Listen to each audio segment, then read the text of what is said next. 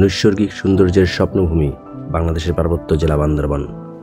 11টি ক্ষুদ্র নৃগোষ্ঠীর জীবনযাত্রার ধরন এনে দিয়েছে বৈচিত্র্যময়তা।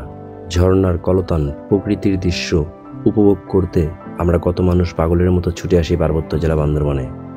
কখনো প্রতিকূল পরিবেশের জন্য, কখনো বা আবার অতি উৎসাহিত হয়ে অসতর্কতা অবলম্বন করার কারণে হারাতে হয় এক একটি প্রাণ।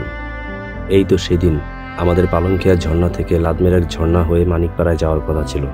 সেদিন হঠাৎ প্রচণ্ড পরিমাণে বৃষ্টি শুরু হয় এবং পাহাড়ি ঝর্ণাঝিরিগুলো ভয়ঙ্কর রূপ ধারণ করে। আমরা বাধ্য হয়ে সেদিন পালংখিয়া ঝর্ণায় থেকে যাই এবং পরদিন পাহাড়ের পরিবেশ স্বাভাবিক হওয়ার পর আমরা আবার রওনা করি। রওনা করার পথে সেদিনও আবার অঝোর ধারায় বৃষ্টি শুরু হয়। আবারও প্রচণ্ড বৃষ্টির কারণে আমরা বাধার সম্মুখীন হই। তখন আমরা দুশ্রী বাজারে আশ্রয় নিই। 2.5 ঘন্টা অপেক্ষা করার পর যখন পাহাড়ি পরিবেশ স্বাভাবিক হয় তখন আমরা আবার রওনা করি। সেদিনকার সেই হরকাবানে আমাদের পেছনে থাকা ট্যুরিস্ট টিমের 3 জন সদস্য পাহাড়ি ঢলে ভেসে চলে যায়।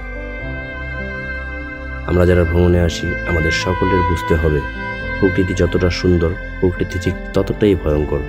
অবশ্যই আমাদের সকলের সতর্ক থাকতে হবে, ঝুঁকি নেওয়া থেকে বিরত থাকতে হবে।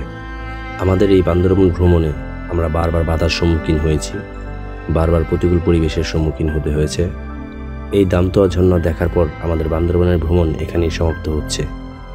এই অপরূপ সৌন্দর্যের লীলাভূমি পার্বত্য জেলা বান্দরবান নৈসর্গিক সৌন্দর্যে ভরা। এই সৌন্দর্য ছেড়ে আমাদের যেতে ইচ্ছা হচ্ছে না। তবে হ্যাঁ, এই পাহাড়ে আমরা আবার ফিরে আসব।